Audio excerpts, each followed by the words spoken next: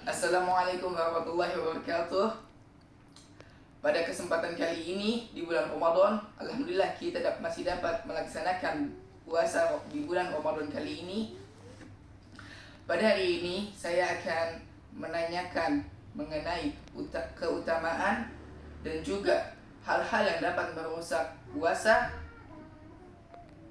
kepada seorang narasumber.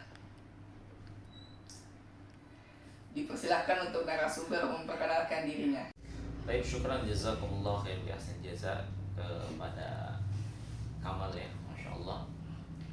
Baik, bismillahirrahmanirrahim. Assalamualaikum warahmatullahi wabarakatuh.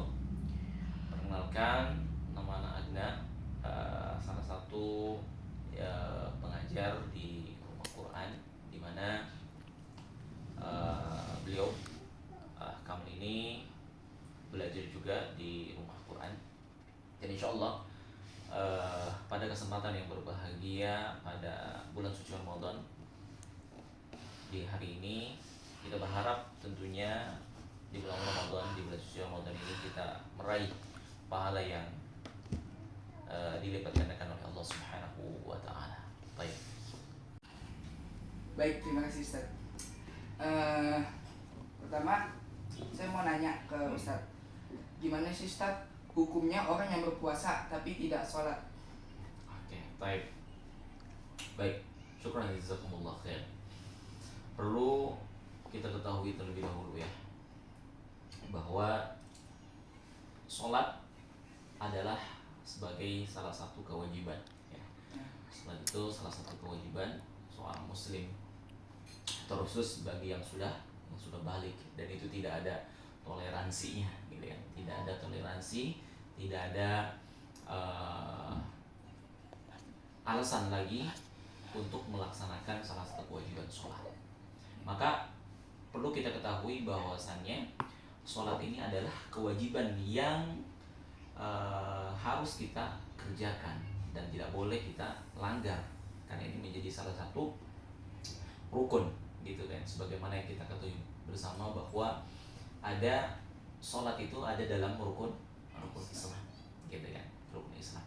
Maka seorang yang meninggalkan sholat itu imam bisa dikatakan sebagai orang yang kafir. Oke, sebagian ulama menyebutkan bahwa orang yang meninggalkan sholat ya tanpa alasan apapun ya, dia bisa dibilang sebagai orang yang kafir. Naudzubillah tsumma naudzubillah. Adapun sholat yang ada uzur, misalkan ya, ada uzur sakit atau lain sebagainya, dan ini pun wajib mereka laksanakan, tetapi dalam pelaksanaannya ya bisa dengan cara, kalau memang yang sakit dia bisa berbaring gitu kan, tidak mampu untuk berdiri, ada cara-cara lain.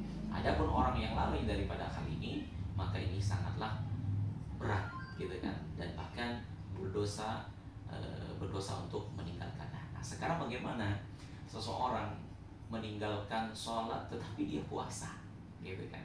Dan ini banyak di kalangan masyarakat tentunya gitu kan. Orang semangat untuk mengerjakan puasa ya, mengerjakan ibadah puasa di bulan suci Ramadan, namun dia meninggalkan ibadah wajibnya gitu kan. Ibadah wajibnya itu sholat. Nah, ada salah satu ulama yang bernama yaitu Syekh Muhammad Saleh Al-Utsaimin rahimahullah taala berkata, apa hukumnya? Dia pun berkata ya, apa hukumnya orang yang berpuasa namun dia meninggalkan sholat gitu. Nah, beliau rahimahullah menjawab, puasa yang dilakukan oleh orang yang meninggalkan sholat tidaklah diterima, karena orang yang meninggalkan sholat berarti kafir dan bisa juga murtad. Naudzubillah tsumma naudzubillah. Gitu kan. Ini adalah hukumannya. Ya, makanya jangan sekali-kali kita meninggalkan hal yang wajib, yaitu sholat. Gitu. Maka Allah Subhanahu wa taala berfirman dalam suratul Taubah ayat yang ke-11, yang artinya adalah jika mereka bertaubat gitu kan. Jika mereka bertaubat kemudian juga mendirikan sholat dan menunaikan zakat, maka mereka itu adalah saudara-saudaramu seagama, dan kami menjalankan ayat-ayat itu bagi orang yang mengetahui. Subhanahu wa taala Maha meminta ampun, maka bertobatlah kepada Allah Subhanahu wa taala agar tidak terjadi hal yang serupa atau meninggalkan kewajiban-kewajiban yang diperintahkan Allah dan Rasulnya. Seperti itu ya. Masya Allah. Nah, Ustaz, ada pertanyaan kedua nih. Oke. Jadi kira-kira hal-hal apa saja yang dapat merusak pahala puasa?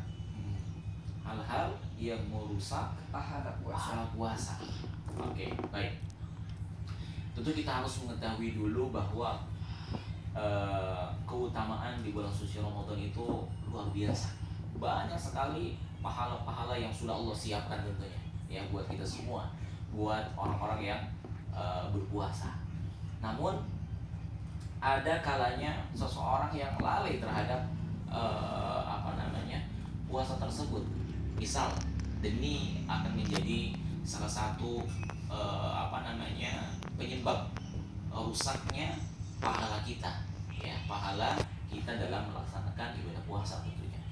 Yang pertama adalah kita harus jauhi atau hindari yang namanya menggunjing orang, atau bahasanya adalah menggosipkan orang gitu kan, atau gibah gitu kan, menjelekan teman-teman gitu kan, menjelekan saudara kita, menjelekan tetangga kita ataupun yang lainnya. Oh, bahwasanya si fulan seperti ini. Nah, itu tidak boleh ya, dan itu bisa menjadi perusak dalam ibadah kita, dalam puasa kita. Maka hal-hal yang sepele ini gitu kan, lebih baik kita diam, lebih baik kita sibuk untuk menyibukkan diri kita ya, meraih pahala tentunya semata untuk Allah Subhanahu wa taala. Jangan sampai kita amalan-amalan kita dirusak dengan hal-hal yang sepele gitu kan, memuji orang, memfitnah orang gitu kan, kemudian membolak-balikan fakta dan sebagainya, atau kita ya bisa juga lalai dari perintah-perintah orang tua kayak gitu kan, tidak taat kepada orang tua. Itu pun bisa menjadi salah satu amalan yang merusak ibadah kita di bulan suci Ramadan. Bahkan kita sudah capek-capek kita bangun gitu kan, kita bangun jam 3, kita mengerjakan tahajud, sholat gitu kan, kemudian itu dilakukan dengan ibadah sahur gitu kan. Namun keseharian kita adalah apa? Untuk bisa menggunjing orang, untuk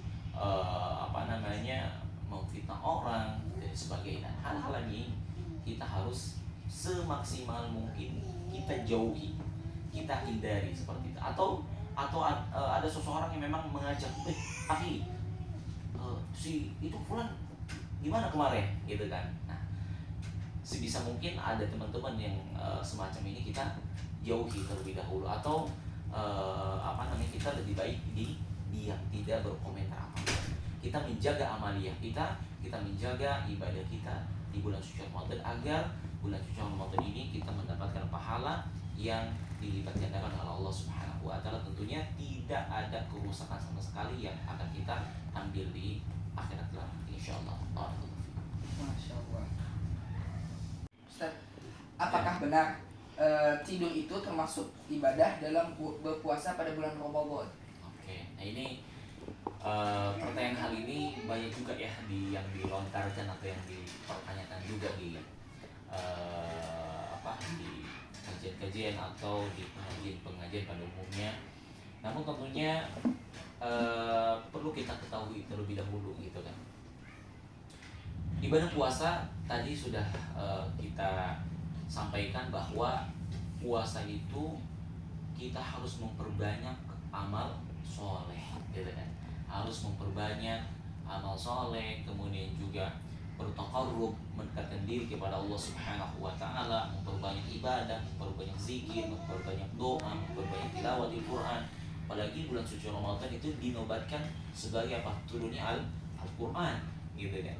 Turunnya Al-Qur'an, kemudian juga maka dari itu kita harus memperbanyak amaliyah atau mengerjakan amal-amal soleh. Namun terkait pertanyaan tadi, apakah tidur itu adalah ibadah gitu kan ya? Tentu pelaksanaan ibadah tidur itu adalah ibadah, betul ibadah. Namun bagaimana dulu nih perkaranya gitu kan?